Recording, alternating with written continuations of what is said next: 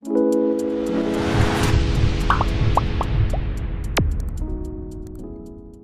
আমি তোমাদের 2024 সালের ষষ্ঠ শ্রেণীর অঙ্কের প্রশ্নপত্র কেমন ধরনের হতে পারে তার একটা সম্মুখ ধারণা দিতে চলেছি।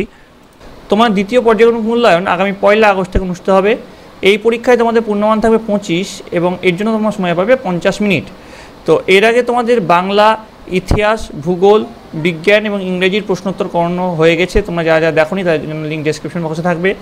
তো এই অঙ্কের তোমাদের কোন কোন চ্যাপ্টার সিলেবাসে থাকছে একবার দেখে নিই। চলো, দশমিক ভগ্নাংশকে পূর্ণ সংখ্যা ও দশমিক ভগ্নাংশ দিয়ে গুণভাগ থাকছে, মেট্রিক পদ্ধতি থাকছে, শতকরা থাকছে, আবৃত্ত দশমিক সংখ্যা থাকছে, সুষম ঘনবস্তু গঠন বিষয়ক জ্যামিতিক ধারণা থাকছে, 3টি সংখ্যার গসাগু ও লসাগু থাকছে, তথ্য সাজানো ও বিচার এখান থেকে প্রশ্ন থাকছে, রেখাংশ, রশ্মি ও বিন্দু বিষয়ক বিস্তৃত ধারণা এখান থেকে থাকছে, ক্ষেত্রফল ও পরিসীমা নির্ণয় থাকছে, নিয়ন্ত্রিত সংখ্যা ও সংখ্যারেখা সম্পর্কে ধারণা থাকছে।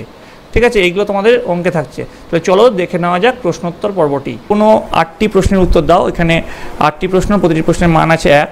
4 পূর্ণ 8-এর 13 গুণ 7 পূর্ণ 4-এর 5 সমান কত হবে সেটা তোমরা আশা করি করতে পারবে। এটাকে ভেঙে নিয়ে তোমরা এটা করে নেবে।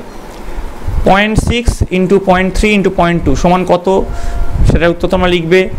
4.07 লিটার সমান কত মিলিলিটার সেটা লিখবে। 19-এর 100-কে শতকরায় পরিণত করো। ঠিক আছে, প্রিজমের ভূমি পঞ্চভুজ হলে তার প্রান্তিকী সংখ্যা কত? সমরেখ বিন্দু কাকে বলে? -8-এর চেয়ে বড় দুটি ঋণাত্মক পূর্ণ সংখ্যা লেখো। -7-এর সঙ্গে কত যোগ করলে -12 পাওয়া যাবে? 1.35-কে যদি 1.5 দিয়ে ভাগ করি তাহলে কত পাওয়া যাবে? দুটি সরলরেখাংশ সর্বাধিক কতগুলো বিন্দুতে মিলিত হয়? তারপরে একটিমাত্র তল দ্বারা গঠিত ঘন বস্তুটির উদাহরণ দাও। এই প্রশ্নের উত্তরগুলো তোমাদের করতে হবে। এবার দেখো পরেরটা, 4টি প্রশ্নের উত্তর দাও। প্রতিটি প্রশ্নের মান আছে 2 করে, 4 × 2 = 8। যোগফল নির্ণয় করো। -11 + +18 + -16 এটা যোগফল তোমার নির্ণয় করতে হবে। পাবে হচ্ছে 2 নম্বর। এবার দেখো বি নম্বরে কি আছে। 24টি কুলের মধ্যে 6টি কুল পচে গেছে, শতকরা কতগুলি কুল ভালো আছে? বোঝা গেছে?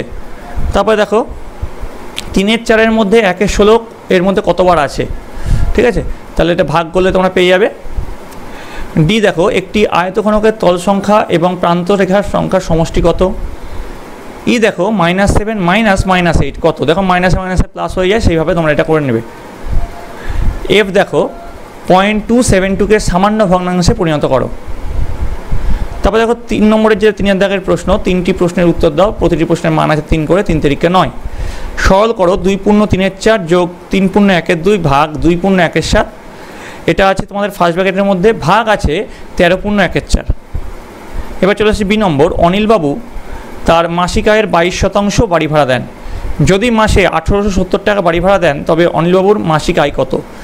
এটা আছে দেখো।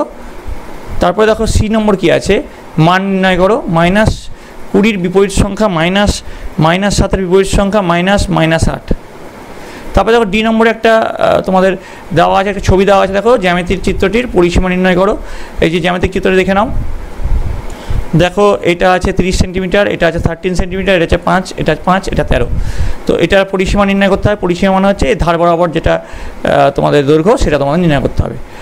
তো এই গেল তোমাদের অঙ্কের দ্বিতীয় পার্বিক মূল্যায়নের প্রশ্নপত্র। আশা করি এই দ্বিতীয় পার্বিক মূল্যায়নের অঙ্কের প্রশ্নপত্র তোমাদের ভালো লেগেছে। ভালো লাগলে অবশ্যই লাইক করবে।